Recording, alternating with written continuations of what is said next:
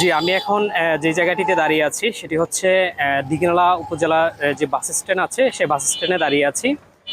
ঠিক আজ সকাল ৯টা থেকে কিন্তু দীঘিনালা উপজেলায় মোবাইল নেটওয়ার্ক এবং যে ইন্টারনেট যে ব্যবস্থা সেটি কিন্তু সম্পূর্ণই বিকল হয়ে পড়েছে এবং এই অঞ্চলের যে মানুষ রয়েছে তারা কিন্তু মোবাইল এবং যে ইন্টারনেটের যে যোগাযোগ ব্যবস্থা সেটি সম্পূর্ণ বন্ধ হয়ে রয়েছে। আমরা তো আসলে বিকাশের কার্যক্রম চালাতে পারতেছি না। বিকাশ বলেন, নগদ বলেন, যা কিছু কোনো আদারওয়াইজ কোনো ডিভাইসে কাজ করতেছে না। এখানে রবি, এয়ারটেল কোনো নেটই নাই।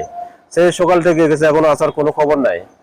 এখন এই যে আমরা হয়রানি হইতেছি, একেবারে ব্যবসায় বন্ধ। এরকম হইলে আমরা রবি, এয়ারটেল আমরা টোটালি বন্ধ করে দেব, আর ইউজ করবো না। পরিমাণে নেটের সমস্যা আমাদের হচ্ছে বিকাশ, নগদ এবং কি রিচার্জ পর্যন্ত কোনো ব্যবসা চলতেছে না, যোগাযোগ পর্যন্ত একেবারে বিচ্ছিন্ন।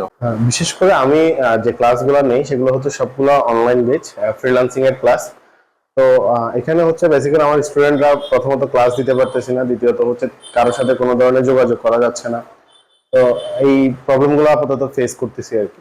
একাধিক মানুষের সাথে কথা বলেছি এবং যারা এখানে ইন্টারনেট সেবা দিয়ে থাকেন এই অঞ্চলের মানুষকে তাদের সাথে কথা বলেছি।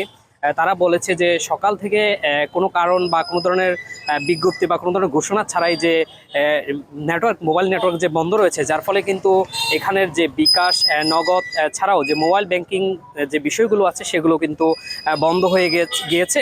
পাশাপাশি এখানে যে বিভিন্ন অনলাইন যে কার্যক্রমগুলো চলমান থাকে সেগুলো কিন্তু এই মোবাইল নেটওয়ার্ক না থাকার কারণে বন্ধ হয়ে রয়েছে।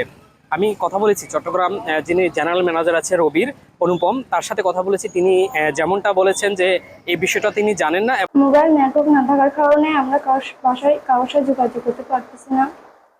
সমস্যা হচ্ছে আমাদের কাজ করতে কম্পিউটারের মধ্যে। এবং পরবর্তীতে তিনি স্বীকারও করলেন যে তিনি এই বিষয়টা জানেন যে নেটওয়ার্কে একটি সমস্যা হয়েছে এবং সেটি দ্রুত সময়ের মধ্যে যাতে শেষ করা যায় সেই বিষয় নিয়েও তিনি আমাদেরকে আশা দিয়েছেন। এছাড়াও যে এই সকাল থেকে যে বিদ্যুতের এই যে মোবাইল নেটওয়ার্কের যে একটি বিচ্ছিন্ন হয়ে যাওয়ার ফলে কিন্তু এখানের মানুষের জনজীবন কিন্তু এক চরম দুর্ভোগে পড়েছে। কোনো ধরনের বাসায় এবং মানুষের অফিস যে বেসরকারি যে প্রতিষ্ঠানগুলো রয়েছে তারা কিন্তু অনলাইনে কাজ করতে পারতেছি না। আমাদের যাবতীয় যেসব কাজগুলো অনলাইনের মাধ্যমে আমরা যেই ইয়েগুলো করি, আপনার ওই বিভিন্ন ওয়েবসাইটে কাজ, বিভিন্ন ওয়েবসাইট থেকে আমরা বিভিন্ন ধরনের ডকুমেন্টস ডাউনলোড করা, অনলাইন অ্যাপ্লিকেশন, ভর্তির অ্যাপ্লিকেশন, ন্যাশনাল ভার্সিটির যে কাজগুলো এগুলো করতে পারতেছি না। তাছাড়া আমাদের যে ইয়েগুলা গ্রাফিক্সের কিছু কাজ আছে, এই গ্রাফিক্সের কাজগুলো করার জন্য আমাদের অনলাইন খুব প্রয়োজন, যার কারণে আমরা সকাল থেকে ভোগান্তিতে আছি।